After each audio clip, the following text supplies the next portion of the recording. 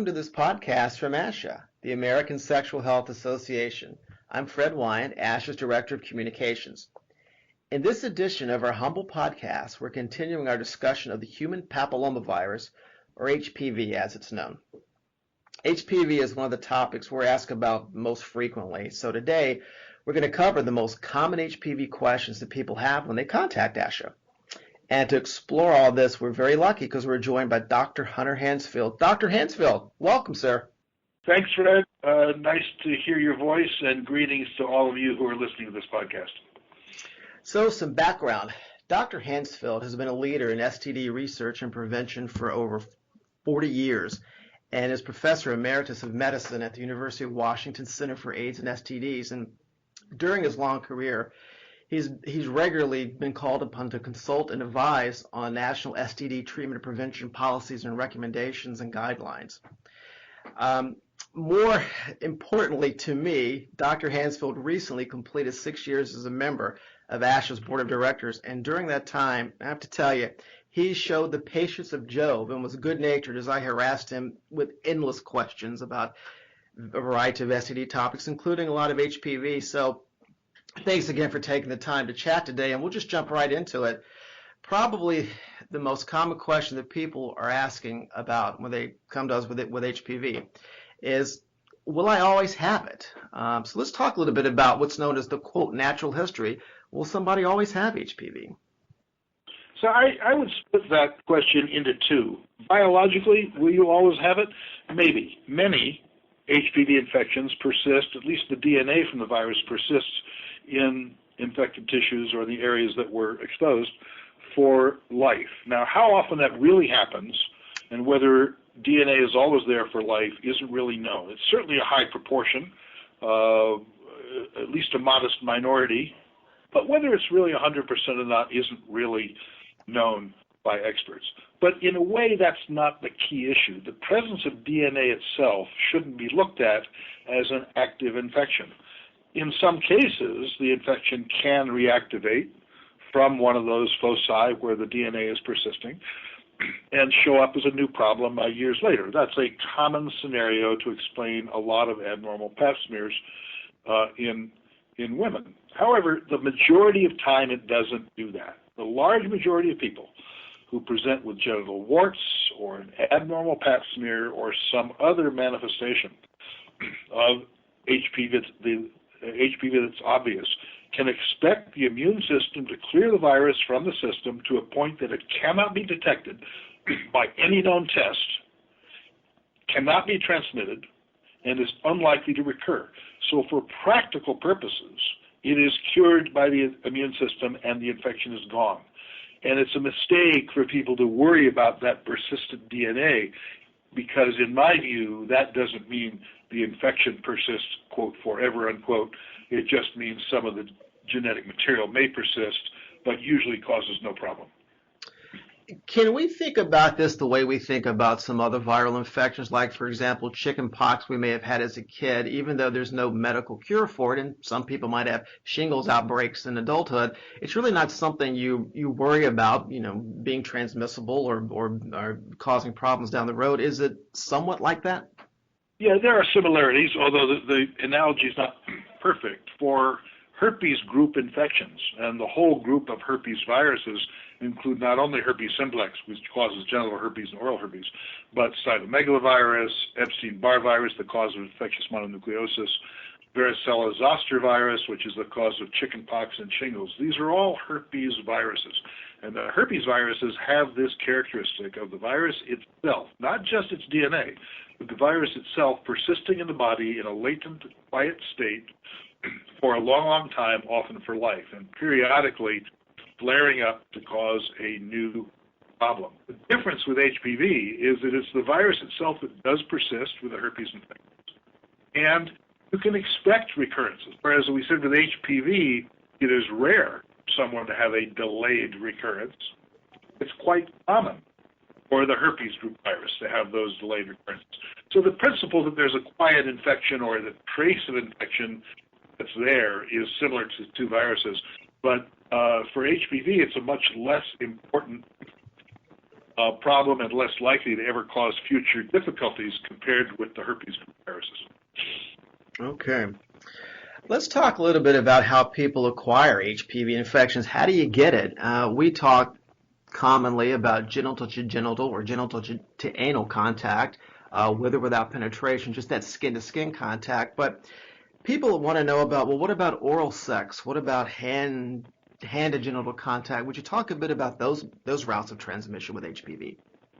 Transmission by ways other than direct genital or genital anal contact is rare.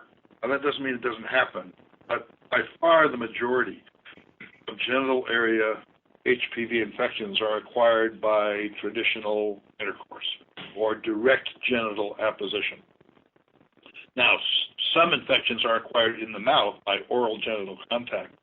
The transmission from the mouth to the genital area appears to be a very rare phenomenon. It's a very difficult thing to study systematically. All we know, or one of the main things we know, is that we don't see people in busy STD clinics who have genital warts, only exposure was oral, or whose only exposure was hand genital contact. We can't say that those things never occur, but they certainly are extremely rare. You know, once in a while someone shows up who has a genital HPV infection who's never had intercourse. And the best bet for those few individuals is that heavy petting with hand genital contact or oral genital contact was the source. But it's really the exception and not the rule. And it's not something people should go out of their way to worry about. As an example, I would not recommend routine use of condoms for oral sex in order to prevent HPV. The risks are just too low. And, you know, people don't tend to like condoms for oral sex, and recommending something that people are just inherently find distasteful or inconvenient doesn't work well. There are good reasons in some cases to use condoms for oral sex, not for HPV prevention. So I would say to people who are concerned about HPV, protect yourself by common sense measures when you're having intercourse. Using condoms makes sense, although even for genital sex, condoms are on the borderline in terms of their efficacy. Perhaps we'll have time to talk about that in more detail, Fred, in a little bit. Okay. Let's talk about the relationship side of things. What one needs to tell a partner. I'm thinking both in terms of a current partner, maybe partners down the road. So let's take a current partner first. If someone has an HPV diagnosis and they've been in a relationship which they're presuming is monogamous and they've been together for a while, how do they talk with their partner about this? Is this necessarily a sign of infidelity? No, absolutely not. I mean, if someone's in an ongoing relationship and one member of that couple now diagnosed with HPV, and the large majority of such instances are women who pop up with an abnormal pap smear at a time when they've only been having sex with their particular committed partner for a long period of time, months or years, they can assume that, number one, they could have caught it from that partner, but they'll probably never know. They certainly have exposed that partner by having unprotected sex over the months or years they've been together. So that partner really has no current concerns. Pardon me. So that partner has no current health concerns at all, as long as he or she has not noticed anything wrong, not seeing warts or anything like that, or any unexplained lesion on the penis or elsewhere in the genital area. If so, get that checked out, but otherwise don't worry about it. Almost certainly what's happened is that you were infected and your immune system has cleared it up, and you never had symptoms and never will. Now, it is an STD, and so there will be some circumstances in which new HPV will show up that is because of a newly acquired infection, and there may be implications. So there'll be some new infections for which HPV may show up, and it in fact reflects a new infection. HPV is sexually transmitted and acquired, so a new appearance of infection sometimes does reflect new introduction of that infection into that couple because one of the others had other partners. So you can't totally ignore that aspect, and it's not unreasonable for someone with newly diagnosed HPV to at least have a sensitive conversation with his or her partner about that possibility. But in the committed relationship in which there is no other evidence and there's a forthright, true belief by both members of the couple that nobody's been unfaithful to the other, that evidence is by far almost always accurate. And people can go forward with the assumption that there's no other concern for other STDs, for example. Let's talk about future partners, and this may touch a bit on our earlier discussion around the fact that most HPV infections don't persist. So what about the need with someone down the road, 6 months, 6 years, whatever? Is there a need to bring this up with sexual partners in the future? I would say it's usually wise to bring it up, but not because of an infection prevention perspective, but in the name of an open and mutually respectful relationship. So as people approach commitment and romance, couples often will discuss their past partnerships and STDs and that sort of thing.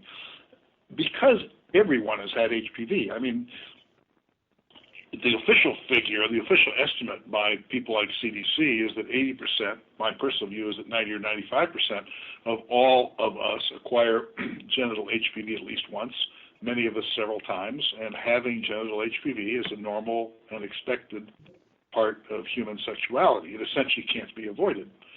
And so when a new partnership, when forging a new partnership, the knowledge that either or both could well have HPV from a past relationship, that HPV does persist for a few months to a year or two, typically before the immune system clears it up, so that at any point in time, a high proportion,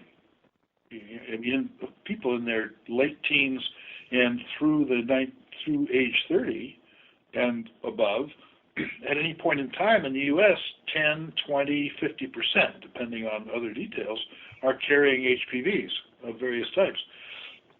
So future partners can be told, yeah, I've had HPV, but so what?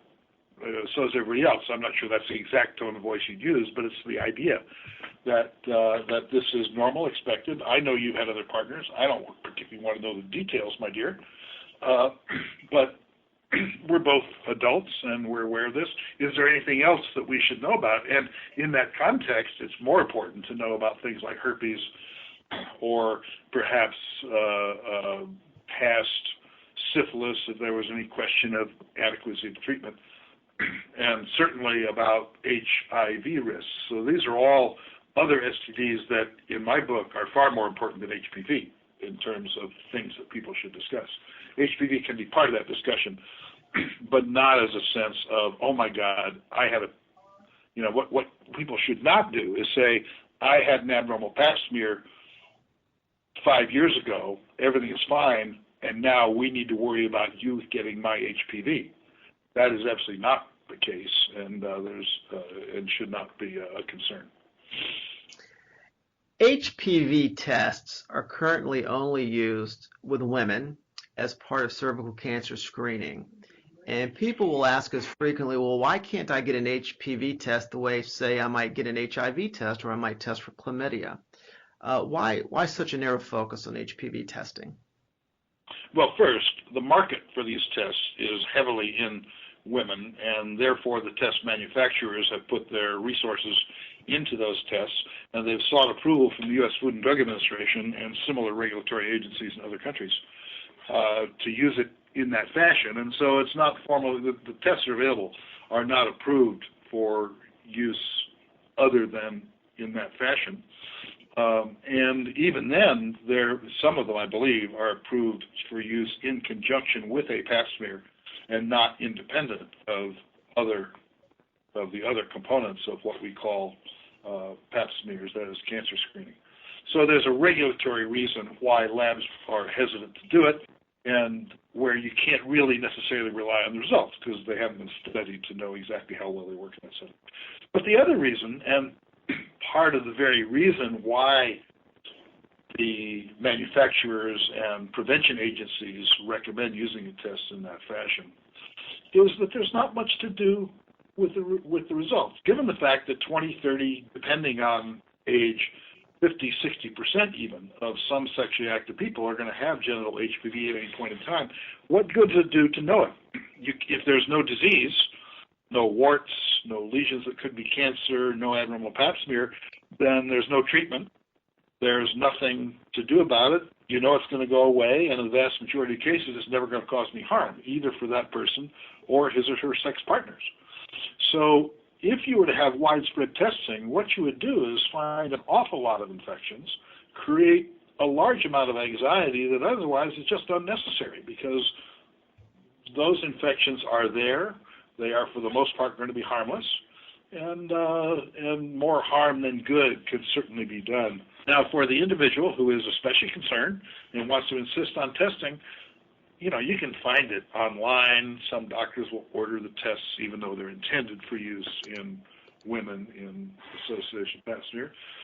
And if you then find a negative result, maybe you'll somehow feel good about yourself, but it won't mean that you're at any lower risk for getting penile cancer or anything like that in the future. So there's really just not much to be done about it. In fact, this goes so far that the CDC, in its STD management guidelines, says that even the partners of people with known HPV infection should not even go to a doctor about it and should not be tested unless and until they notice problems that could be HPV.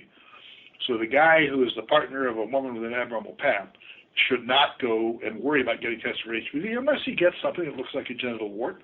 Then that should be checked out. Because if you test such people, you will often find HPV, and you won't be able to do anything about it. Or you won't find HPV, and it won't mean they're not infective, because the tests are not designed for that purpose. You could be tested repeatedly, have negative results, and still be carrying one or more HPV viruses, because we don't really know. We would assume the test in that circumstance miss an awful lot of infections. So there's just really not a whole lot of benefit, and there's a lot of potential downside in terms of anxiety production and stuff that doesn't really matter. A related thing that comes up, a question that I get, Fred, not infrequently, is someone who is exposed to HPV. So a guy, for example, who is the partner of a woman who has abnormal pap, that relationship is now over, and he is now out dating other people and wants to know, do I need to tell my future partners that I was exposed to HPV? And the answer is absolutely and definitely not. The chance that guy has genital HPV is no higher than the chance that anybody else has genital HPV, and there's no higher risk to his partners than from any other randomly selected partner they may choose. So you don't do anything to protect your new partner. All you do is potentially create anxiety that doesn't benefit that individual in terms of her future health. Are HPV tests harder to do in men? I understand just the nature of the male genital skin is such that it's hard to get a really good sample in the first place. Is that also another sort of confounding factor with, say, like testing guys? Yes, the practical issues of collecting HPV specimens in men has plagued researchers for a long time. So the earliest studies showing how extremely frequent HPV is in various sexually active groups were based on the cervix, because the cervix is a moist tissue, easy to sample, and it was assumed that rapid, easy test, that the test could be done there. In fact, even a cervical sample in women misses a lot of infections. If you really want to determine for sure whether a woman has HPV, you sample not only the cervix during a pap smear, but you would also scrape the vaginal opening, the vaginal walls, the labia minor, and maybe even the anal area. And if you do those things, you may double the number of apparent HPV infections compared to testing the cervix alone. In men, it's even more difficult, and it has taken researchers a number of years to understand how best to study men to determine what proportion are carrying HPV. So in a research setting, people will do things like both moist swabs under the foreskin, on top of the foreskin, penile shaft, penile opening, and then may also use sandpaper or similar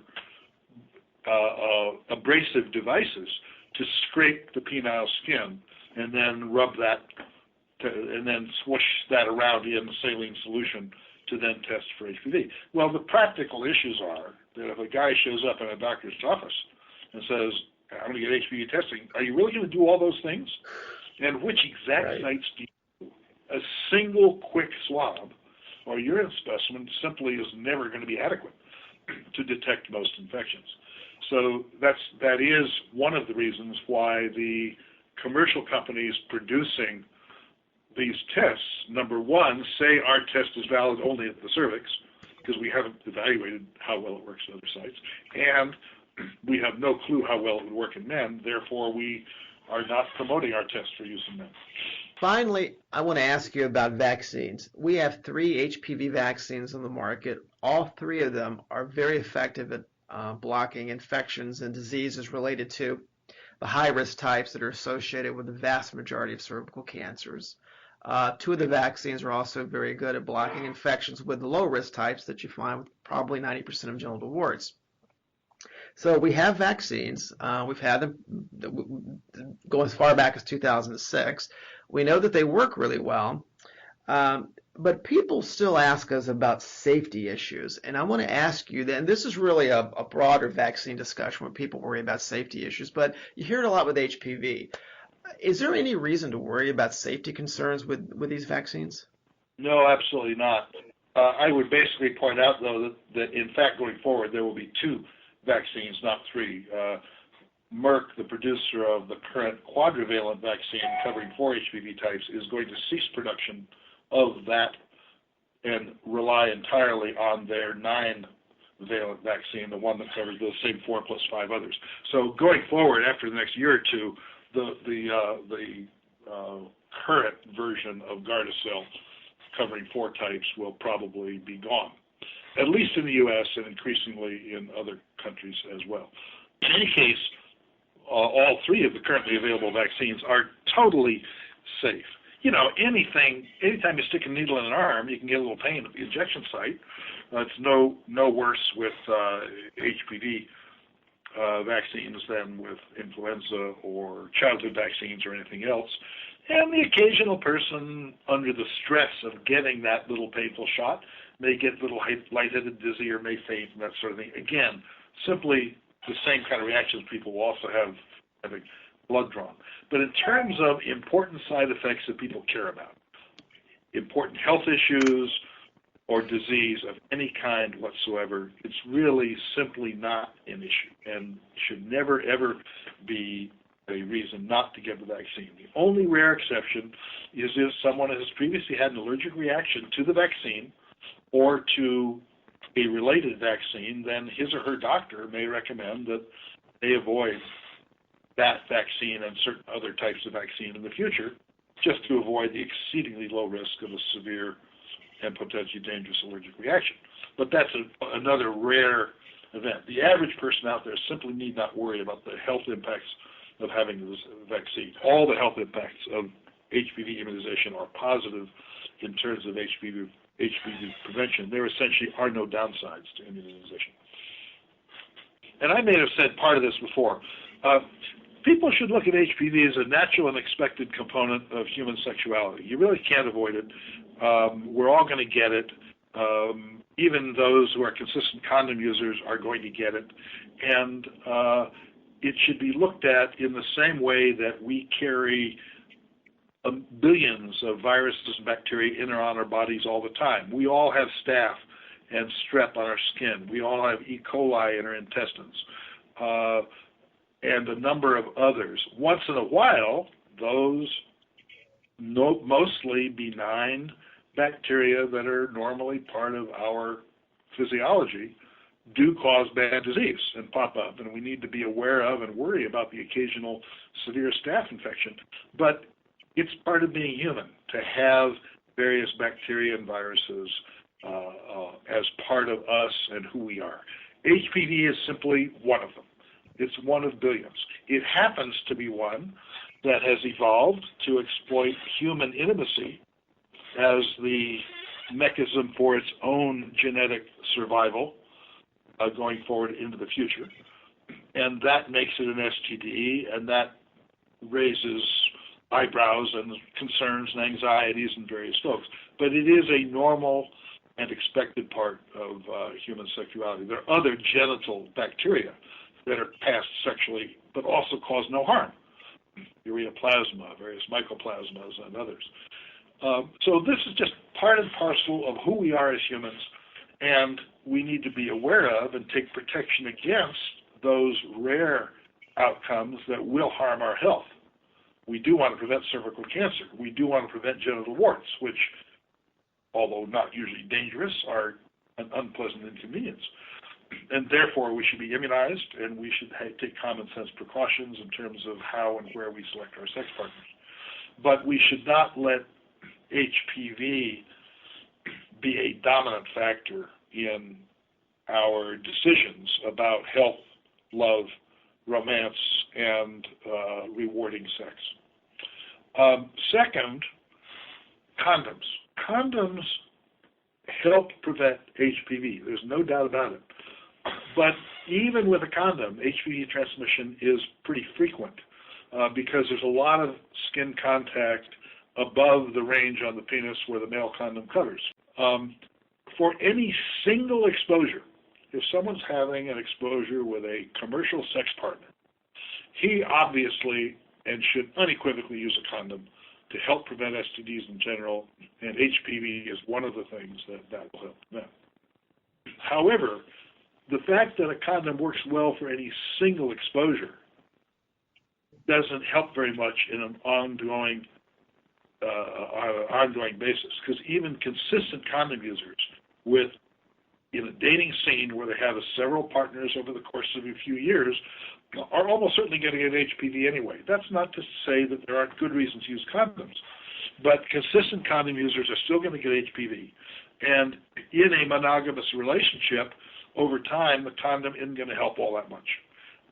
Again, there are good reasons often to use condoms, but HPV prevention all by itself on an ongoing basis is a little bit iffy. You need to take other precautions and be aware that happily most infections are never diagnosed, never cause symptoms, and never cause harm. And as we said before, looked at as a normal aspect of human sexuality and not something that for the most part people should be losing a lot of sleep over as they contemplate their lives in dating, love, and romance. Dr. Hunter Handsfield, thank you so much. I appreciate that you took time today to talk with us about what I'm sure you'll agree we can refer to as the common cold of STIs, HPV. I think that's a great way to put it. I've enjoyed doing it, Fred. Have a good day. Thank you so much. And I want to mention just quickly that ASHA launched not long ago a new premium service called Ask the Experts, where we have online forums in which people can actually pose questions and experts will answer them. And one of our experts is none other than Dr. Hunter Handsfield. So be sure to check that out. Thanks to everyone who downloads and listens to this podcast. We'll have more to come, so check back often.